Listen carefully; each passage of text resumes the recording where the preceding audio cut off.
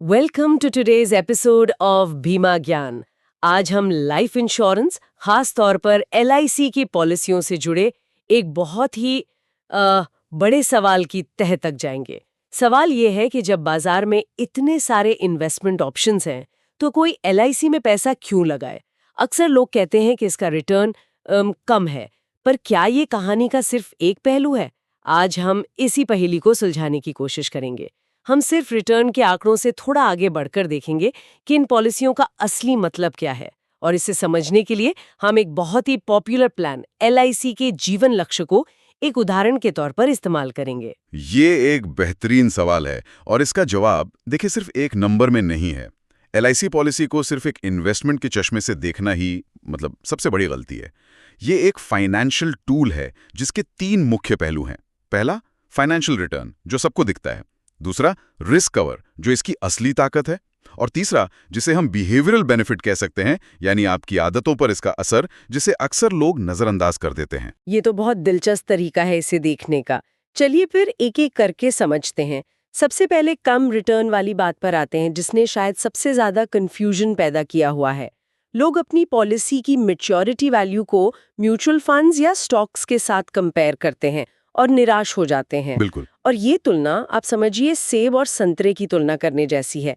देखिए, बीमा का जो फंडामेंटल प्रिंसिपल है वो है रिस्क पूलिंग। Risk pooling. हाँ, मतलब हजारों लाखों लोग एक साथ मिलकर एक बड़ा सेफ्टी नेट, एक सुरक्षा कवच तैयार करते हैं।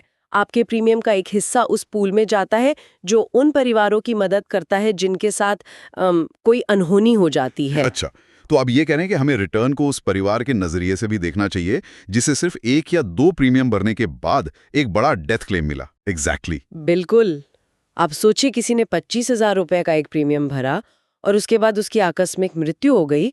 उसके परिवार को अगर 25 लाख का क्लेम मिलता है, तो उस परिवार के लिए रिटर्न ऑन इन्वेस्टमेंट क्या हुआ? वो तो उसकी तो कोई कैलकुलेशन ही नहीं हो सकती। कोई कैलकुलेशन ही नहीं है, वो तो हजारों गुना है। लाइफ इंश्योरेंस इकलौता फाइनेंशियल टूल है जो एक छोटे से प्रीमियम के बदले रातों रात एक बड़ी संपत्ति, एक लार्ज एस्टेट खड़ी कर देता है। ये एक बहुत पावरफुल कॉन्सेप्ट है। तो ये जो जीवन लक्ष्य प्लान है, ये इस कॉन्सेप्ट पर कैसे काम करता है? इसके डेथ बेनिफिट्स क्या हैं? जीवन लक्ष्य को खासतौर पर परिवार की सुरक्षा के लिए ही डिजाइन किया गया है। अगर पॉलिसी होल्डर के साथ कुछ हो जाता है तो इसमें 3 चीजें होती हैं। पहली, भविष्य के सारे प्रीमियम माफ हो जाते हैं, परिवार पर कोई बोझ नहीं पड़ता। अच्छा। दूसरी, नॉमिनी को समय शॉर्ट का 10% हर साल पॉलिसी की मैच्योरिटी तक मिलता है। ये एक तरह से इनकम रिप्लेसमेंट का काम करता है, ताकि घर का खर्च चलता रहे। नहीं, बल्कि एक रेगुलर इनकम भी। हाँ, और ये सबसे जरूरी है। और तीसरा, जब पॉलिसी की ओरिजिनल मैच्योरिटी डेट आती है, तब नॉमिनी को सम अश्योर्ड का 110% और साथ में जमा हुआ बोनस भी मिलता है। तो ये प्लान सुनिश्चित करता है कि जिस लक्ष्य के लिए ये पॉलिसी ली गई थी, जैसे बच्चे की पढ़ाई या शादी, वो हर हाल में पूरा हो, चाहे पॉलिसी होल्डर रहे या ना रहे। ये तो वाकई एक मजबूत सुरक्षा कवच है। लेकिन फिर वही सवाल उठता है कि जो लोग पॉलिसी टर्म तक जीवित रहते हैं, उन्हें तो ये सब नहीं मिलता। उन्हें मैच्योरिटी पर एक तय रकम मिलती है। वो अपनी जमा की गई रकम को कैसे देखें? उन्हें इसे एक ब्लेसिंग की तरह देखना चाहिए, एक आशीर्वाद। उन्हें खुश होना चाहिए कि उनके परिवार को क्लेम की जरूरत नहीं पड़ी, उनका पैसा सुरक्षित रहा और साथ ही उसने किसी जरूरतमंद परिवार की मदद की। ये बीमा का सामाजिक पहलू है और यहीं पर एलआईसी की सबसे बड़ी ताकत सामने आती है। The sovereign guarantee. The sovereign guarantee, बिल्कुल। हाँ, ये सॉवरेन गारंटी शब्द हम बहुत सुनते हैं। इसे थोड़ा आसान भाषा में समझाइए। ये किसी प्राइवेट इंश्योरेंस कंपनी की गारंटी से कैसे अलग है? इसमें जमीन आसमान का फर्क है। देखिए, हर इंश्योरेंस कंपनी को आईआरडीआई के नियम मानने पड़ते हैं, जो ग्राहकों की सुरक्षा के लिए हैं। प्राइवेट कंपनियों में आपकी पॉलिसी पर एक सीमा तक सुरक्षा होती है, लेकिन एलआईसी के मामले में एलआईसी एक्ट 1956 का सेक्शन 37 भारत सरकार की सीधी गारंटी देता है। इसका मतलब क्या हुआ, सीधी गारंटी का? इसका मतलब यह है कि आपकी पॉलिसी के सम अश्योर्ड और उस पर जमा हुए बोनस पर भारत सरकार की गारंटी है।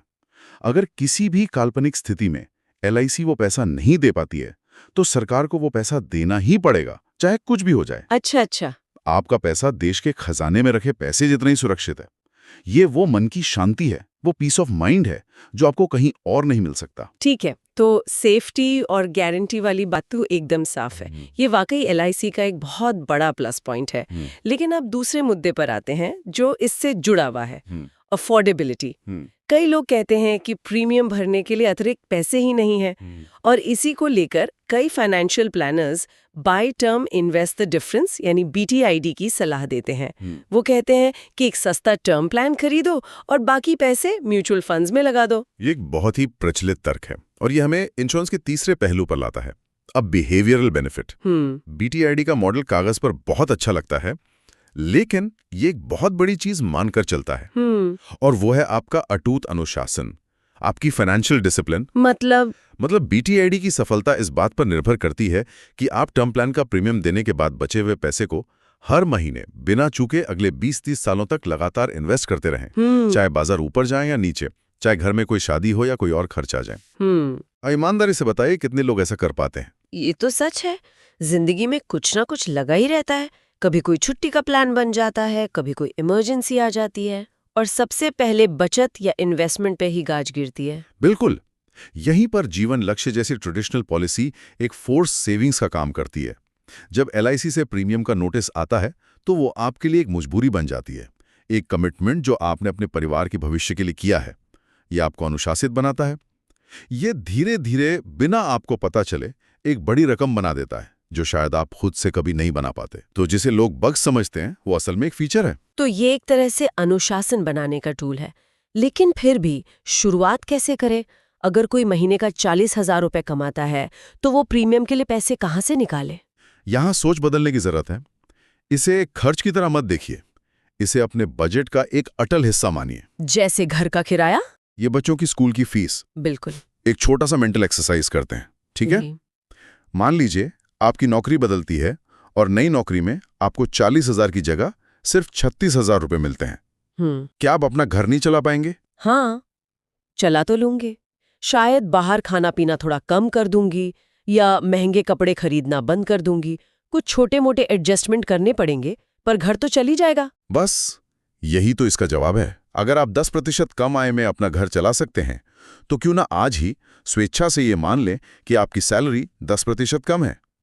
उस 10% हिस्से को सीधे अपने परिवार की सुरक्षा के लिए एक पॉलिसी में डाल दें। ये छोटा सा त्याग आज ये सुनिश्चित करेगा कि अगर कल आपकी 100% आय बंद हो जाए तो भी आपके परिवार का 100% खर्च हमेशा चलता रहे। ये तो सोचने का एक बहुत ही पावरफुल तरीका है।